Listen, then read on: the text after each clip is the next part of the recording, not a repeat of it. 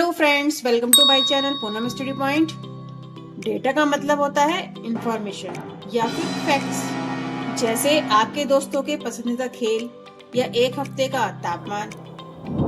और जानते हैं, जब हमारे पास बहुत सारी जानकारी समझना मुश्किल हो जाए तब काम आता है डाटा हैंडलिंग, यानी जानकारी को जमा करना, सजाना और समझना। इस डेटा को हम ग्राफ के थ्रू या टेबल में रखकर या फिर चार्ट के जरिए समझते हैं और इससे हमें मदद करता है डाटा हैंडलिंग चैप्टर। तो इस वीडियो की सीरीज में हम सीखेंगे मीन, मीडियन, मोड और भी बहुत कुछ आसान भाषा में। तो जुड़े रहिए पूनम स्टडी पॉइंट के साथ चैनल को। Hello students, welcome back to my channel. तो आज हमने स्टार्ट करने जा रहे हैं डाटा हैंडलिंग चैप्टर 4 का एक्सरसाइज 4.1 का क्वेश्चन नंबर फर्स्ट। तो हमारा क्वेश्चन नंबर फर्स्ट क्या कहता है? A survey was made of find the type of music that a certain group of young peoples like in a city.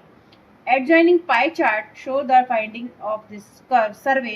From this pie chart transfer the following.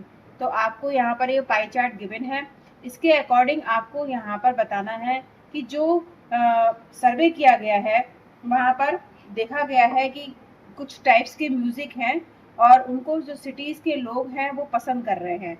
तो यहाँ पर इन्होंने percentage given कर रखी है कि हर सिटीज़ में कितने कितने परसेंटेज कौन कौन से म्यूजिक पसंद करते हैं। जैसे यहाँ पर दे रखा है सेमी क्लासिकल म्यूजिक, तो वो 20% सिटीज़ के लोग लाइक कर रहे हैं, और दूसरा है हमारा क्लासिकल, वो कर रहे हैं हमारे 10%।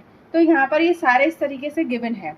यहाँ पर हमें फाइंड करना है। सबसे फर्स्ट क्वेश्चन दे रखा है यहाँ पर, if 20 peoples like classical music, now how many peoples were survey. That means कि अगर क्लासिकल म्यूजिक 20 लोग पसंद कर रहे हैं तो आप ये बताइए कि यहाँ पर कितने यंग पीपल्स ने सर्वे किया है।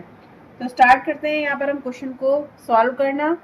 तो यहाँ पर देखिए आपको एक पाई चार्ट गिवन है जहाँ पर जो लाइट म्यूजिक पसंद किया जा रहा है वो 40% लोग हैं, और फॉक म्यूजिक पसंद किया जा रहा है वो 30% है, क्लासिक म्यूजिक वाले 10% है और सेमी क्लासिक 20% है।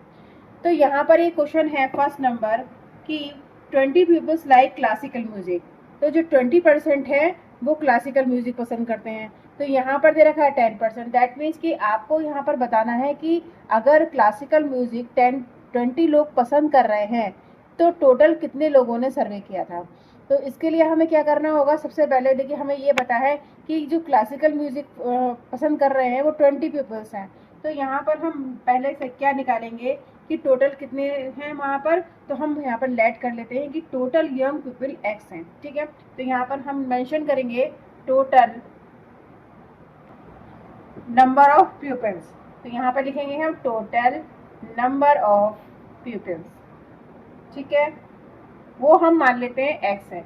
अब यहाँ पर हमें निकालना है ये टोटल का मतलब एक्स हमने माना है, इसका 10% आपको दे रखा है, वो किसके इक्वल है? 20 पीपल्स के बराबर है। तो यहाँ पर हम 10% लिखेंगे इक्वल टू कितने के इक्वल है? 20 पीपल्स के इक्वल है। तो यहाँ पर 10% को आप कैसे लिख सकते हो? 10/100, इसका परसेंटेज हट जाएगा और ये 20। एस की वैल्यू यहाँ पर फाइंड कर सकते हो इजीली। यहाँ पे 10 से 10 कैंसिल आउट कर दीजिए और 2 की इस 20 की मल्टीप्लाई इस 10 से करोगे तो यहाँ पर आ जाएगा 200। दैट मीन्स कि 200 पीपल्स ने ये सर्वे किया था। यहाँ पर लिखेंगे हम पीपल्स, ठीक है। तो ये हमारा क्वेश्चन हो गया फिनिश। क्वेश्चन के सेकंड पॉइंट में बोला है which type of music is liked by the maximum number of peoples. That means कि कितने जो कौन से टाइप का म्यूजिक ऐसा है जो मैक्सिमम लोग यहाँ पर पसंद कर रहे हैं। तो आप यहाँ पर पाई चार्ट के अकॉर्डिंग ही देख सकते हो कि सबसे ज्यादा पार्ट ये वाला दिखाई दे रहा है। इसका मतलब है कि जो लाइट म्यूजिक है वो सबसे ज्यादा लोग पसंद कर रहा है। तो इसका आंसर आ जाएगा लाइट म्यूजिक, सेकंड का लाइट म्यूजिक, ये सेकंड का आंसर है। अब देखिए थर्ड क्वेश्चन में क्या बोला गया है। इस क्वेश्चन के थर्ड पार्ट में हमसे बोला गया है if a cassettes company were to make 1000 CDs, how many of each types would they make. That means कि अगर कंपनी को 1000 सीडीज बनानी है तो ईच टाइप म्यूजिक के लिए उन्हें कितनी कितनी सीडीज बनानी होंगी। जैसे कि टोटल तो बनानी है हमें 1000 म्यूजिक सीडीज बनानी है, लेकिन यहाँ पर उनका कुछ परसेंटेज गिवन है कि लाइट म्यूजिक पसंद कर रहे हैं 40% लोग, फॉक म्यूजिक पसंद कर रहे हैं 30%। तो इनके अकॉर्डिंग ही हमें 1000 का क्या बनाना है कि कितनी कितनी सीडीज यहाँ पे हमें उनकी बनानी चाहिए उस कंपनी को। तो यहाँ पर अगर हम बात करते हैं सबसे पहले सेमी क्लासिकल की, तो सेमी क्लासिकल को कितनी क्लासिकल पसंद करने वाले लोगों के लिए 1000 में 20% बनानी है। तो 20% यानी हम 1000 का यहाँ पर कर देंगे 20%। अब 20% करेंगे तो 20% को हम लिख सकते हैं 20/100। ठीक है, तो इससे हम सॉल्व करेंगे, तो सॉल्व करने के बाद जो भी आंसर आएगा दैट उसका मतलब होगा कि जो सेमी क्लासिकल लोगों को अगर जो म्यूजिक पसंद आ रहा है वो कितने लोग होंगे, कितनी सीडीज होंगी। तो यहाँ पर हम इसको 0 से 2 0 यहाँ पर कैंसिल आउट हो गए और यहाँ पर आ गया हमारा 200। दैट मीन्स कि 200 सीडीज तो सेमी क्लासिकल की बन जाएंगी। अब आती है हमें बनाना क्लासिकल का, तो यहाँ पर हम मेंशन करेंगे कि हमें क्लासिकल की सीडीज बनानी है, क्लासिकल म्यूजिक को कि कितनी सीडीज बनेंगी। तो यहाँ पर बोला है इन्होंने 10%, यानी कि हमें 1000 क्योंकि हमें टोटल सीडीज बनानी है उसका 10% हमें क्लासिकल म्यूजिक की बनानी है। अब 10% को हम 10/100 लिख सकते हैं। तो अब यहाँ से इसको सॉल्व करेंगे और सॉल्व करने के बाद हमारा जो आंसर फाइंड होगा वही क्या होगा कि हमें क्लासिकल म्यूजिक की इतनी सीडीज बनानी है। तो 100 सीडीज यहाँ पर हमें क्लासिकल म्यूजिक की बनानी है। अब आता है हमारा नेक्स्ट फॉक की, तो फॉक म्यूजिक पसंद करने वाले लोग कितने हैं 30%। हमें 30% सीडीज बनानी है फॉक म्यूजिक की, तो 1000 का ही हमें क्या निकालना होगा 30%। ठीक है, और 30% को हम क्या लिख सकते हैं 30/100। इसको हम सॉल्व करेंगे तो हमारा आ जाएगा 2 0 से ये 2 0 यहाँ पर कैंसिल आउट हो गए और ये आ गया 300 सीडीज बन जाएंगी हमारी फॉक की। एंड लास्ट क्या बचा, तो अब हमारे आता है लाइट म्यूजिक।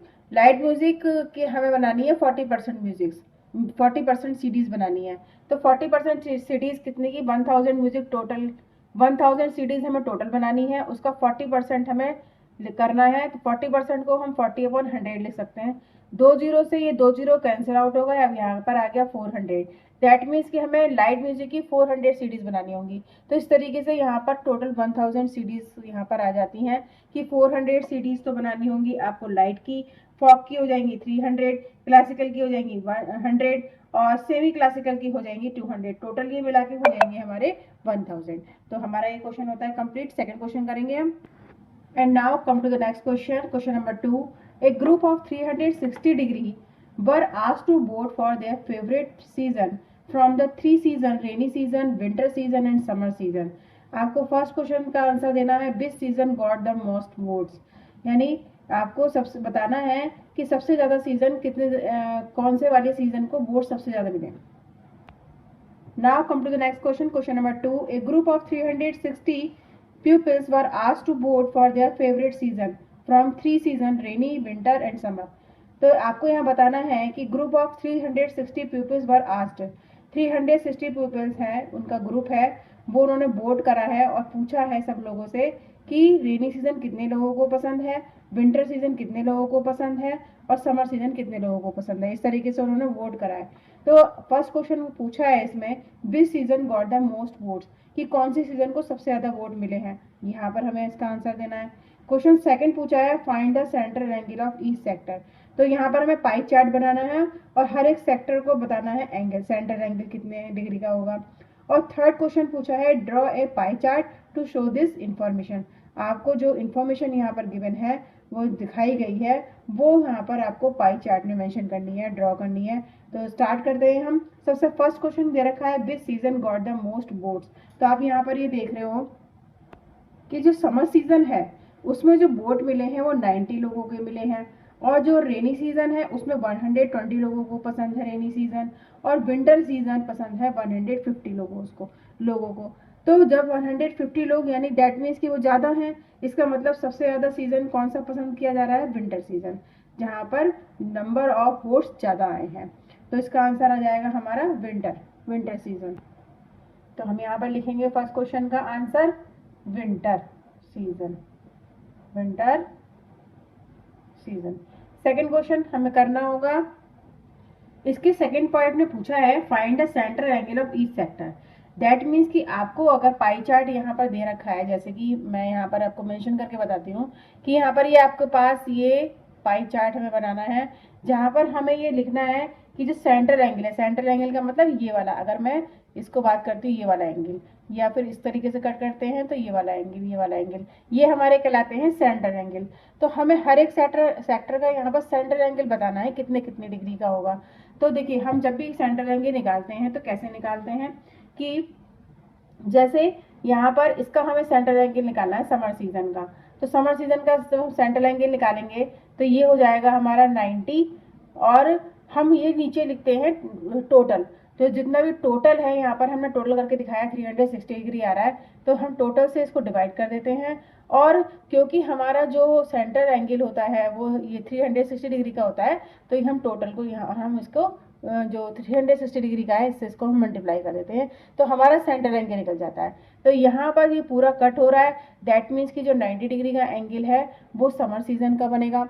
और अगला जो हमारा रेनी सीजन का एंगल बनेगा सेंट्रल एंगल, वो कैसे बनाएंगे हम, तो 120 यहाँ पर लिखेंगे, टोटल हम लिखेंगे यहाँ पर 360, हमने सबको ऐड करके करा था 360 डिग्री, और सेंट्रल एंगल कितने डिग्री का होता है 360 डिग्री का, तो यहाँ पर 360 से हम मल्टीप्लाई कर देंगे और ये पूरा कट हो जाएगा। तो यहाँ पर हम बनाएंगे जो रेनी सीजन वाला सेंट्रल एंगल बनेगा वो 120 डिग्री का बनेगा। और यहाँ पर नेक्स्ट विंटर सीजन का अगर हम बनाएंगे तो 100 यहाँ पर 50 गिवन है, 150, और टोटल हमेशा हम नीचे लिखते हैं, डिवाइड करते हैं उससे, और सेंट्रल एंगल निकालने के लिए हमें 360 से मल्टीप्लाई करना होता है। तो ये यहाँ पर ही पूरा कैंसिल आउट हो गया और ये हमारा 150 डिग्री का आ गया। दैट मीन्स कि जो विंटर सीजन है वो 150 डिग्री का हम सेंट्रल एंगल बनाएंगे, रेनी सीजन के लिए हमें 120 डिग्री का सेंट्रल एंगल बनाना है, और समर सीजन के लिए हमें 90 डिग्री का सेंट्रल एंगल बनाना है। तो ये हम बना सकते हैं, ठीक है। नेक्स्ट इसमें क्वेश्चन पूछा है, लास्ट है, draw a pie chart to show this information. तो जो हमारे पास ये इन्फॉर्मेशन आई है कि समर सीजन के 90 डिग्री का एंगल बनेगा, रेनी सीजन का 120 डिग्री का बनेगा, और विंटर सीजन का 150 डिग्री का बनेगा, ये हम प्रोट्रैक्टर की हेल्प से यहाँ पर मेंशन करेंगे कि जितने जितने डिग्री का एंगल बनेगा वो हम प्रोट्रैक्टर की हेल्प से बना देंगे, ठीक है। तो ये आप सीखेंगे प्रोट्रैक्टर की हेल्प से, और इसको इजीली आप मेंशन कर सकते हो कि 90 डिग्री का एंगल, फिर 120 डिग्री का एंगल, फिर 150 डिग्री का एंगल। तो यहाँ पर मैं रफली आपको करके दिखाऊंगी कि पाई चार्ट में से किस तरीके से मेंशन करेंगे। तो सबसे पहले आप एक सर्किल बना लीजिए, क्योंकि पाई चार्ट बनाते हैं तो हम क्या बनाते हैं, एक सर्किल बनाते हैं। अब यहाँ पर हमें इसको क्या करना है, यहाँ पर सारी इंफॉर्मेशन को यहाँ पर शो करना है, ड्रॉ करना है। तो यहाँ पर आपने देखा था कि समर सीजन के लिए 90 डिग्री का सेंट्रल एंगल बन रहा था। तो 90 डिग्री का एंगल आप मान लीजिए आपने एक बेस लाइन खींची है यहाँ पर, और जब आप प्रोट्रैक्टर की हेल्प से बनाओगे तो वो सीधी आएगी, यहाँ पर कुछ यहाँ पर आएगा, तो आप इसको बेस लाइन मान सकते हैं। और यहाँ पर ये 90 डिग्री का एंगल बन गया। तो ये क्या हो गया, हमारा समर सीजन के लिए निकल के आ गया कि हमारा समर सीजन में 90 डिग्री का एंगल यहाँ पर मेंशन हो गया। अब रेनी सीजन के लिए जब आप बनाओगे तो आप बेस लाइन इसको भी मान सकते हो और इसको भी मान सकते हो। तो जब आप बेस लाइन मान लोगे तो इसको जब इसको मानोगे तो यहाँ से इसका 120 डिग्री का हमें एंगल बनाना है। तो देखिए यहाँ पर ये लगभग इतना, अगर हम सीधी लाइन खींचेंगे तो 90 डिग्री का बनेगा, और 90 से और आगे चलेंगे हम 30 डिग्री, तो कम से कम यहाँ तक आ जाएगा। तो ये आ गया आपका 120 डिग्री। दैट मीन्स 120 डिग्री किसको मेंशन कर रहा है, रेनी सीजन को। तो ये हम यहाँ पर मेंशन कर देंगे कि ये रेनी सीजन वाला सेंटर एंगल है। अब जो बचा हुआ है वो हम जब उसको हम मेज़र करेंगे तो 150 डिग्री का ही निकल कर आएगा। अब आप कहीं से भी उसको मेज़र कर सकते हो, आप बेस लाइन इसको मान के भी मेज़र कर सकते हो और बेस लाइन इसको भी मान कर भी मेज़र कर सकते हो। तो ये आ जाएगा हमारा 150 डिग्री का, जो किसको शो कर रहा है, विंटर सीजन को शो कर रहा है यहाँ पर। तो ये हमारा आगे विंटर सीजन के लिए 150 डिग्री का एंगल यहाँ पर पाई चार्ट में मेंशन हो गया। तो ये हमारा क्वेश्चन हो गया कंप्लीट। नेक्स्ट क्वेश्चन करेंगे हम। Come to the next question. Draw a pie chart. Show the following information. The table show the color preference by a group of people. यहाँ पर आपको क्या करना है, एक पाई चार्ट ड्रॉ करना है, ठीक है, जो आपके पास गिवन इन्फॉर्मेशन है। तो सबसे पहले आप क्या करोगे कि सबके सेंट्रल एंगल निकाल लोगे, और सेंट्रल एंगल आपको बताया था कि टोटल हम नीचे लिखते हैं और उसका फ्रैक्शन निकालते हैं। तो देखिए सबसे पहले हम क्या करेंगे कि हम फ्रैक्शन निकालेंगे। तो देखिए यहाँ पे सेंट्रल एंगल निकालने के लिए हमें क्या करना होगा, सबसे पहले इन सारे जो कलर्स दे रखे हैं आपके नंबर ऑफ पीपल्स, कि ब्लू कलर 18 लोग पसंद कर रहे हैं, ग्रीन कलर 9 लोग पसंद कर रहे हैं, रेड कलर 6 लोग पसंद कर रहे हैं, येलो कलर 3 लोग पसंद कर रहे हैं। तो टोटल कितने पीपल्स हो गए? 36 पीपल्स हो गए यहाँ पर। तो इसका फ्रैक्शन अगर हम 1 बाय 1 निकालेंगे सबका, तो अगर हम यहाँ पर हमें देखिए सेंट्रल एंगल निकालना होता है, तो सेंट्रल एंगल निकालने के लिए हमें इस फ्रैक्शन को 360 से मल्टीप्लाई करना होता है। तो सबसे पहले आप यहाँ पर इनके फ्रैक्शन निकाल लीजिए। तो फ्रैक्शन निकालने के लिए एक यहाँ पर एक और हम यहाँ पर कॉलम बना सकते हैं फ्रैक्शन का।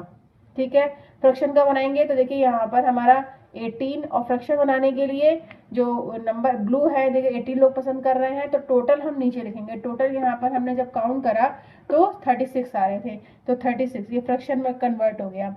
ठीक है, जब इसको सेंट्रल एंगल में निकालेंगे तो देखिए यहाँ पर सेंट्रल एंगल निकालना चाहेंगे, सेंट्रल एंगल तो 18/36 इंटू सेंट्रल एंगल कितने डिग्री का होता है? 360 डिग्री का होता है। और इसको हम यहाँ पर सॉल्व कर लेंगे तो 36 से ये 10 टाइम्स कट जाएगा, 180 डिग्री यहाँ पर आ गया।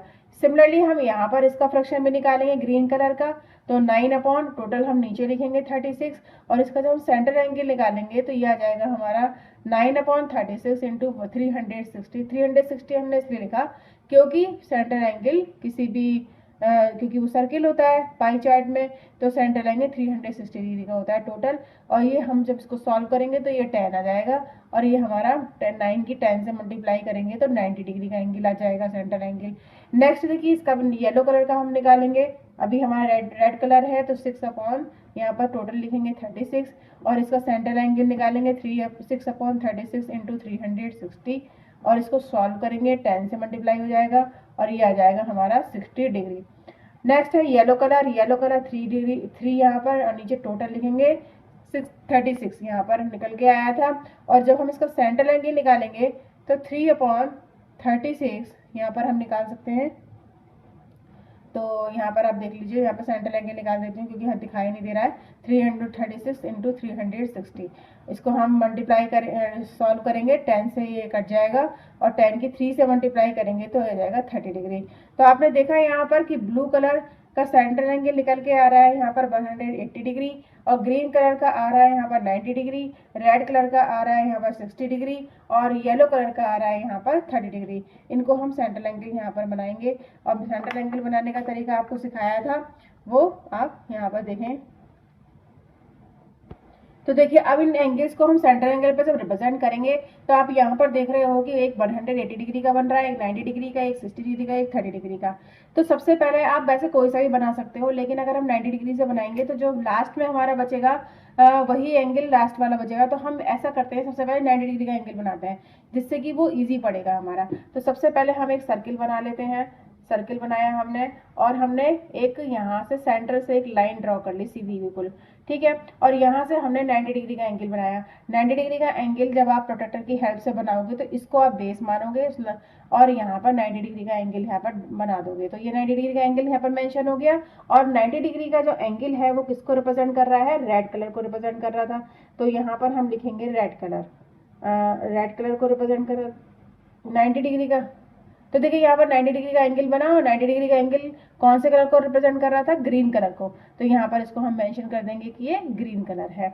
अब आपको बनाना है यहाँ पर 60 डिग्री का एंगल। अब 60 डिग्री का एंगल जब आप बनाओगे तो क्या करोगे कि आप इसको भी आप क्या कर सकते हो? बेस मान सकते हो इस लाइन को, और इस लाइन को भी आप बेस मान सकते हो। प्रोट्रैक्टर की हेल्प से आप 60 डिग्री का एंगल बना सकते हो।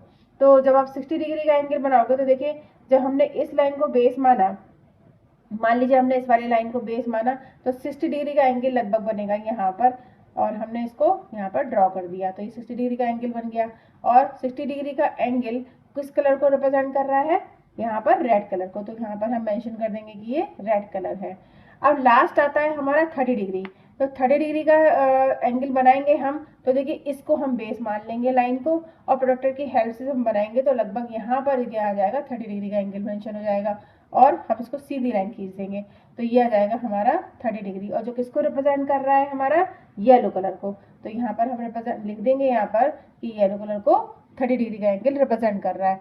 अब देखिए यहाँ पर हमारा लास्ट कितना बचता है 180 डिग्री। तो आप ये देख रहे हो, जब आप प्रोट्रैक्टर की हेल्प से इसको देखोगे तो ये 180 डिग्री का ही यहाँ पर आएगा। तो सीधी लाइन भी देखो ड्रॉ हो रही है यहाँ पर।